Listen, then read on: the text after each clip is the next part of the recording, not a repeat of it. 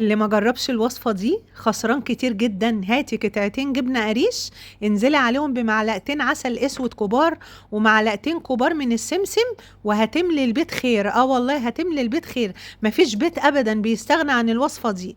هرستهم مع بعض. جبت بقى كوباية كبيرة من الحليب السخن، عليهم كوباية كبيرة من المية الساقعة، ومعلقة كبيرة من السكر، معلقتين كبار من اللبن البودر، وكيس من الخميرة الفورية، ورشة بسيطة من الملح. هقلبهم مع بعض بالشكل ده، وهنزل بيهم على الجبنة والعسل والسمسم اللي انا هرستهم بالشوكة، وعليهم كوباية مليانة من السمنة السايحة. هجيب بقى كيلو من الدقيق، وهنزل بكيلو دقيق عليهم. مفيش بيت مصري ابدا في الايام دي بالذات بيستغنى عن الوصفة دي، ولا في الصيف ولا في الشتاء. هقلبهم الاول كده بالاسباتيولا. بعد كده هروح بقى مستخدمة هنا ايديا عشان هعجنها بايديا كويس جدا. يلا بقى نسمي بسم الله ونبدأ نعجن. هفضل اعجن فيها لغاية ما توصل للقوام اللي انتوا شايفينه ده. شايفين بقى الجمال؟ عجينة مطاطية هايلة، ناجحة جدا جدا، ودي انجح طريقة ليها بقى. شوفي معايا للاخر عشان تشوفي ايه اللي هيحصل بقى معايا في الاخر.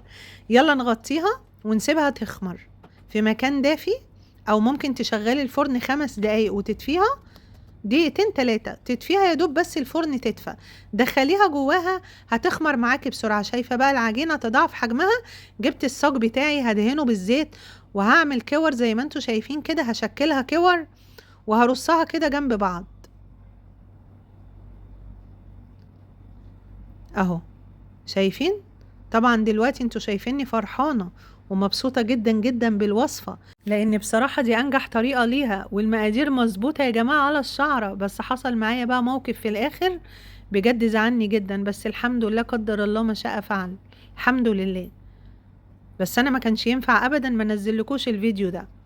لازم تكونوا معايا على الحلوة وعلى المرة. ومش عيب، مش عيب ابدا ان احنا نغلط، حتى لو غصب عننا، ونقول ما فيهاش حاجة يعني. بتحصل كتير، والحمد لله. هنا بقى ايه، عملت اول صاج. نعمل الصاج التاني برضو دهنته زيت، وهكمل بقى الكور كده. ببطط بقى العجينة بايديا بالشكل ده اهي. اهم حاجة سيبي مساحة بقى. انا حسيت ايه، ان ان الفطاير هتكون كتيرة كده في الصاج، رحت مقسماها بقى في الصاج التاني. بخرمها كده بالشوكة زي ما انتوا شايفين، وبعمل بقى الصاج التاني برضو ببططه بايديا وبخرمه بالشوكة بالشكل ده. بجيب بقى شوية حليب والفرشة وهدهنها كده من على الوش. تكون الفرن اهم حاجة، سخني الفرن من قبلها بربع ساعة. شوفوا اللي حصل معايا بقى عشان زعلانة قوي بجد. وده اللي حصل معايا للأسف. انا عمر ابني وقع، جريت اتلهيت فيه ونسيت صاج والله متضايقة لخسارة التعب. نسيت صاج القرص، مع ان القرص ناجحة جدا وهشة وجميلة وعلى طول بعملها. بس مش عيب ان احنا نغلط ونقول ان احنا غلطنا. فسامحوني بقى يا جماعة. بصوا القرص للأسف انا نسيتها في الفرن بسبب عمر وقع. انتوا عارفين شقاوة الاطفال. رحت اشوفه للأسف بقى ده لونها. هحاول اشيل اللي على الوش ده. مش عارفة بقى هتنفع ولا لا، بس هي هشة جدا. المهم انا ما كنتش هنزل الفيديو، بس خسارة المقادير بصراحة. انا عايزاكم تشوفوها، لان انتوا لو عملتوا المقادير بس ما تنسوهاش ازاي هتطلع معاكم احلى قرص. بصوا، حتى انا حبيت اوريكم اللي هي لونها طلع يعني نوعا ما عن التانية. بصوا من جوه، بصوا يا جماعة عاملة ازاي. القرص ناجحة جدا جدا.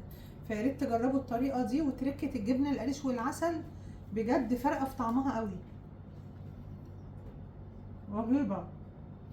جربوها، المقادير مظبوطة جدا جدا. هي بس اخدت لون مني، فياريت تجربوها، طعمها حلو قوي.